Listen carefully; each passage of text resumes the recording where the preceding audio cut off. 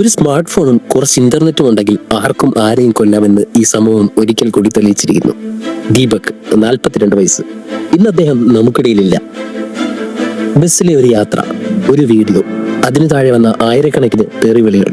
കോടതി വിധി പറയുന്നതിന് മുന്നേ സോഷ്യൽ മീഡിയ വിധി എഴുതി അവൻ കുറ്റക്കാരനാണെന്ന്. ഒടുവിൽ സ്വന്തം നിരപരാധിത്വം തെളിയിക്കാൻ മരണമല്ലാതെ വേറെ വഴിയില്ലെന്ന് അയാൾക്ക് തോന്നി.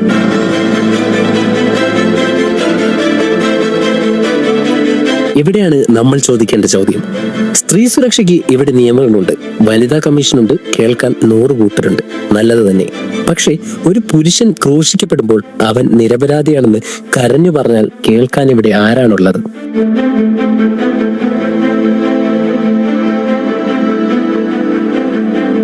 അടിസ്ഥാനരഹിതമായ ആരോപണങ്ങളിൽ ജീവിതം തകർന്ന എത്രയോ പേർ. സത്യാവസ്ഥ പുറത്തു വരുമ്പോഴേക്കും എല്ലാം കഴിഞ്ഞിട്ടുണ്ടാവും. വ്യാജ പരാതികൾക്കും സോഷ്യൽ മീഡിയ വിചാരണകൾക്കുമെതിരെ ആണുങ്ങൾക്ക് പരാതിപ്പെടാൻ ഇവിടെ ഒരു സംവിധാനവുമില്ല. നമുക്ക് വേണ്ടത് നീതിയാണ്, ലിംഗഭേദമില്ലാത്ത നീതി. ദീപകിന്റെ മരണം അവസാനത്തേതാകണം. ആണുങ്ങളുടെ പ്രശ്നങ്ങൾ കേൾക്കാനും വ്യാജ ആരോപണങ്ങളിൽ നിന്ന് സംരക്ഷണം നൽകാനും ഇവിടെ ഒരു മെൻസ് വെൽഫെയർ കമ്മീഷൻ അല്ലെങ്കിൽ ശക്തമായ ഒരു അസോസിയേഷൻ ഉണ്ടായേ തീരൂ.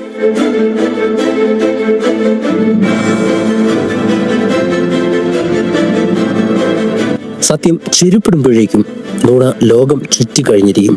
ഇനിയും മൗനം പാലിച്ചാൽ അടുത്ത ഇര ഒരുപക്ഷെ നമ്മളിൽ ഒരാളാകണം. പ്രതികരിക്കുക.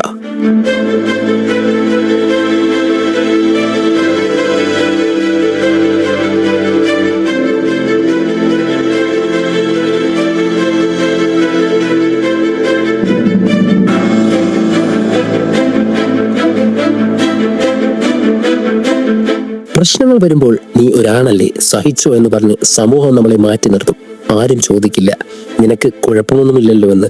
ഒറ്റപ്പെടലിന്റെ വേദന അനുഭവിക്കുന്ന എത്രയോ ആളുകൾ നമുക്കിടയിലുണ്ട്. ബസ്സില് ഒരു മുസ്ലിം പെൺകുട്ടി കാണിച്ച തന്തയില്ലാത്ത തെണ്ടിത്തരം കാരണമാണ് ഇന്ന് ആ മനുഷ്യൻ ഇന്ന് മരിച്ചത്. കോഴിക്കോട് അത്തോണി അങ്ങനെ എന്തോ ഒരു സ്ഥലത്താണ്.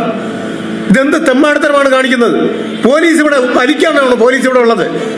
പെൺപിള്ളേർ ഇവിടെ അനാവശ്യമായിട്ട് വീഡിയോ എടുത്തിട്ട് കഴിഞ്ഞാൽ യുവമാർ ചിരക്കാനാണോ? ഞാൻ ഒരു പരാതി കൊടുത്തിട്ട് ഇതേവരെ ഒരു ഉണ്ടാക്കിയിട്ടില്ല. ഇവർക്ക് എന്ത് മൈന ഉണ്ടാക്കാനിരിക്കുന്ന പോലീസ് എന്ന് പറഞ്ഞുകൊണ്ട് ഇവിടുത്തെ ഗവൺമെന്റ് എന്ത് വാഴയ്ക്കൊക്കെയായിരിക്കുന്നത്? പക്ഷേ ഇനി അങ്ങനെയല്ല.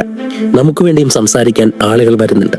ആണുങ്ങളുടെ അവകാശങ്ങൾക്കും അവർ അനുഭവിക്കുന്ന അനീതികൾക്കുമെതിരെ ശബ്ദമുയർത്താൻ വട്ടിയൂർക്കാവ് അജിത് കുമാറിനെ പോലെയുള്ള വ്യക്തികൾ മുന്നിട്ടിറങ്ങുകയാണ്. ഒരു മെൻസ് അസോസിയേഷൻ എന്നത് നമ്മുടെ കൂടി ആവശ്യമാണ്. ഓർക്കുക, ആണുങ്ങൾ തളർന്നു പോയാൽ തകരുന്നത് ഒരു കുടുംബം മാത്രമല്ല, ഒരു തലമുറ തന്നെയാണ്. അതുകൊണ്ട് ഈ നീക്കത്തിന് എല്ലാവിധ പിന്തുണയും. ഐക്യകേരളം, തിരുവനന്തപുരം.